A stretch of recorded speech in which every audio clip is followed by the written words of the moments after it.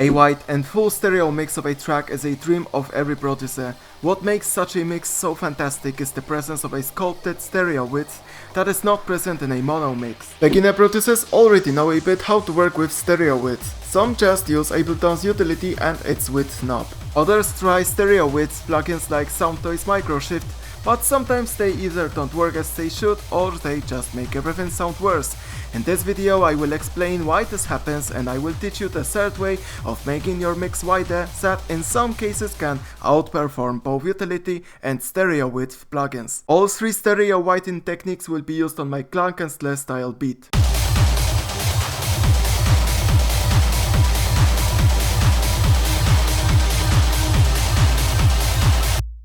If you are not using your headphones yet, then please wear them to hear all the differences in sound when I will be working with stereo image or stereo width, in other words. Working with stereo widths means we will be affecting mainly the so-called side part of the mix. To recap quickly, a side part is a sum of a signal from the left channel and a signal from the right channel with inverted phase. In theory, that gives us the sound that represents the difference between the left and right channel. In utility, I can right-click the width knob to switch it to the mid-side mode to isolate both parts of a current stereo mix. That's the side part of our mix.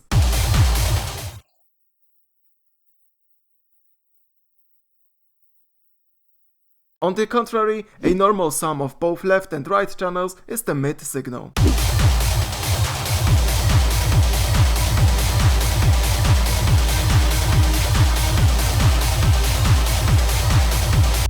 Working with the stereo image and widening the mix should not sacrifice and make this mid part of the mix worse, because what's the point of having a wider mix if I get in exchange, for example, a weak kick and bass sound and a bad mono mix? To show you a horrible result of such an exchange, I will review the first technique of widening your mix, that is by using stereo width plugins like Microshift by Soundtoys.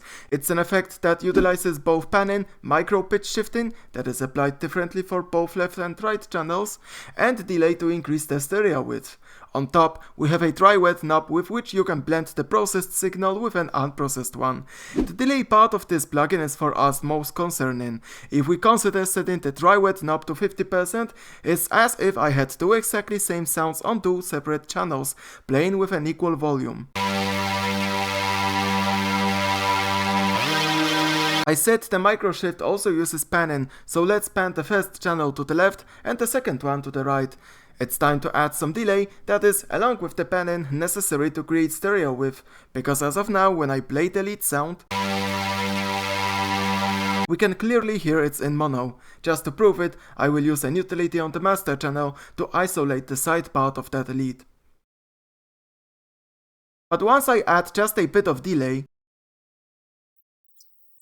we can hear our lead back again. We created some stereo width, but now if we look at both waveforms, we will find out that adding such a short delay is very similar, if not the same, to just creating phase cancellation. Phase cancellation occurs when two identical sounds played together are not perfectly synchronized, meaning they are shifted in phase, and as a result, the resulting waveform looks totally different. In most extreme cases, when the phase shift is equal to 180 degrees, the phase cancellation can produce silence at the output, but in most cases, phase cancellation cuts away some of the frequencies, causing an unnatural sound. We have already heard what does the side part of our lead sound like after adding a short delay, so let's listen to the mid part now. This is the unpleasant result of phase cancellation. If I synchronize again both lead sounds, all the frequencies become intact.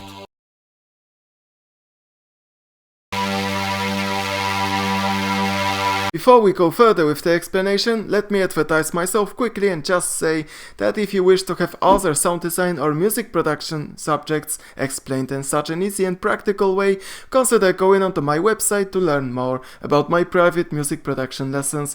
Free consultations are available as well. All these changes in a sound we have just heard can be also introduced along with stereo width by plugins like Microshift. Fortunately, stereo enhancement plugins are quite complex to give you the most of stereo width while adding as little unwanted artifacts as possible, but still, we have to be careful how we are using such plugins. Let's use this already adjusted effect on the same lead sound. The Vox and Ghost pan here will show us the frequency spectrum of both mid and side parts of the lead. When I turn on the microshift, the lead will become a bit dull, as if there was a small high frequency cut. It will remind us just a bit that unpleasant result of phase cancellation.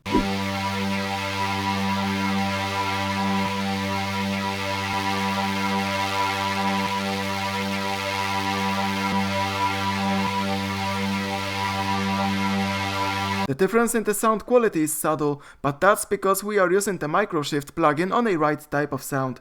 A lead sound like that doesn't have low frequencies, like a kick drum with rumble bass, and it doesn't have any transients, like hi-hats in the percussion, so the unwanted side effects are not that intrusive. Let's do something inappropriate now. I will use the same microshift plugin on the master channel to widen the whole mix, along with the kick drum, hi-hats, lead sounds and so on. Right after this effect, I have both utility to isolate the mid part of the mix and Vox&Co span to show you its frequency spectrum. I will play the mix now and toggle the microshift effect. There are 3 differences between the unprocessed and processed sound that will make the mix worse, and I'm curious how many of them you will spot right away.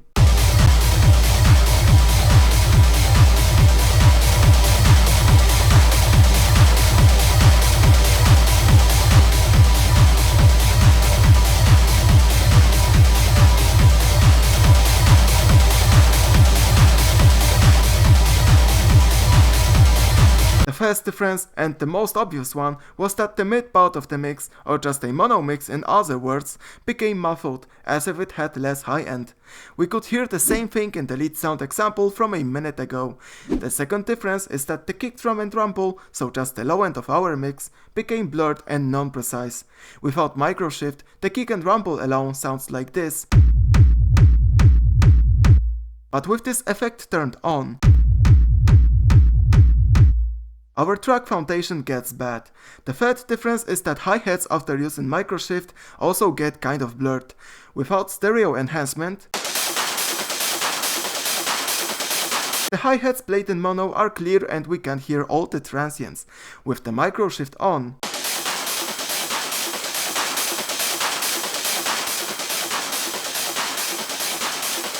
the hi-hats sound like a slight chorus or comp filtering was added, making them sound not so pristine.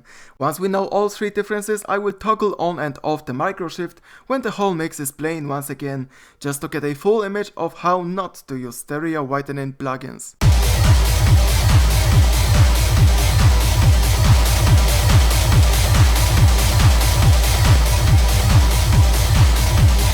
This long elaboration can be summed up like this. Stereo enhancement plugins like microshift combine few different techniques to give as natural and rich stereo width as they can. Despite that, using them comes with unwanted side effects. Frequency cancellation, lots of transients are just a part of using stereo width plugins that we can't run away from. To make these side effects as small as possible, we use stereo width plugins on sounds that don't have lots of transients and low frequencies, like synthesizer pads, plugs, some one-shot effects. The worst you can do is to add such an effect on a kick drum and rumble bass sounds. So what's the alternative, especially for percussive sounds where stereo width plugins don't work that good? The second stereo widening technique is incredibly simple and relies on just using the utility and turning up the width knob to make a sound wider.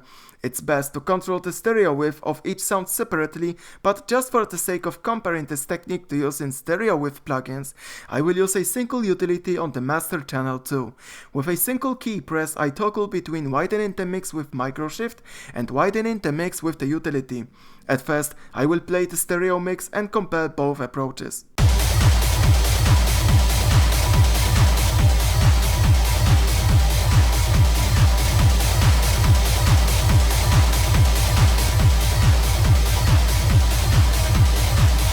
If I listen to the mono mix and do the same comparison, I will also hear that stereo widening by using utility doesn't hurt the transients and doesn't make the high end fall behind.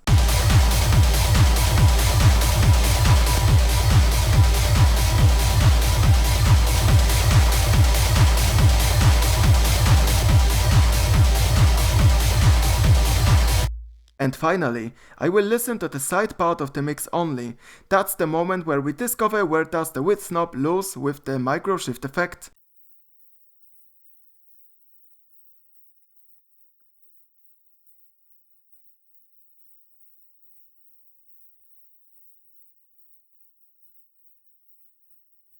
The stereo width created by the microshift sounds richer than the stereo width made by just turning up the utility, and that's not only because of the complexity of stereo widening plugins.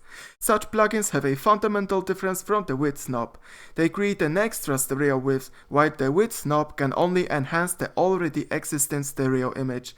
If I convert the mix to mono before both utility and microshift and play the track, you will see that when utility is turned on, the side part of the audio that we listen to in the very end will be still silent. That's because the mono mix doesn't have anything on sides, so the utility can't enhance something that doesn't exist. A mono signal is not a problem for microshift, as it will create its own stereo width we will hear in the end.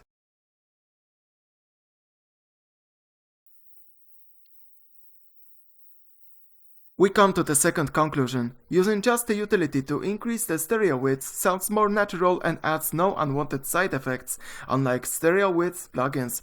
But that added stereo width can sound less rich, because utility can't create an extra, let's say, stereo width content.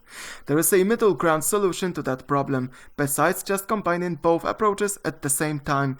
The technique I will show you now will give you a stereo image full as and the utility alone, without unwanted artifacts. The trick is to compress the side part of our mix. You have probably already heard about using a glue compressor on the percussion group to have a more dense and intense percussion sound. Even though every percussion sound already had their volume level adjusted, reducing a bit the dynamic range of the percussion group is the extra touch that makes your mix sound more alive. We are going to use the exactly same principle, the exactly same glue compressor, to achieve the exactly same effect. This time though, instead of having a more alive percussion sound, we will have a more alive stereo image of our mix. I create an audio effect track that splits the whole mix into the mid and side parts. The mid chain will be untouched, and on the side chain I throw Ableton's glue compressor. I want to start by lowering the threshold.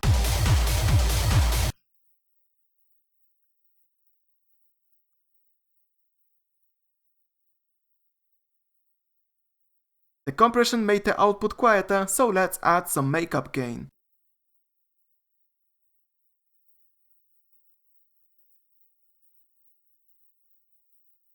And that's it. Now when we play the mix and toggle the compressor, we will hear the compressed side part sounds fuller than without compression.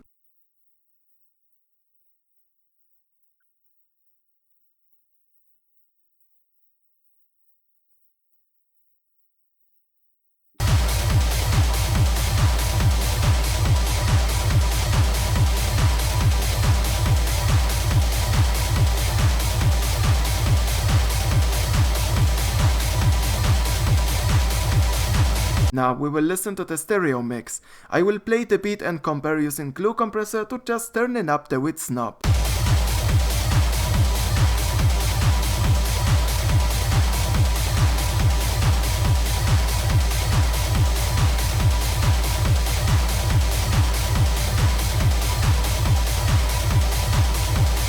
Similarly as gluing the percussion group, compressing the side part of the mix can give a fuller sound.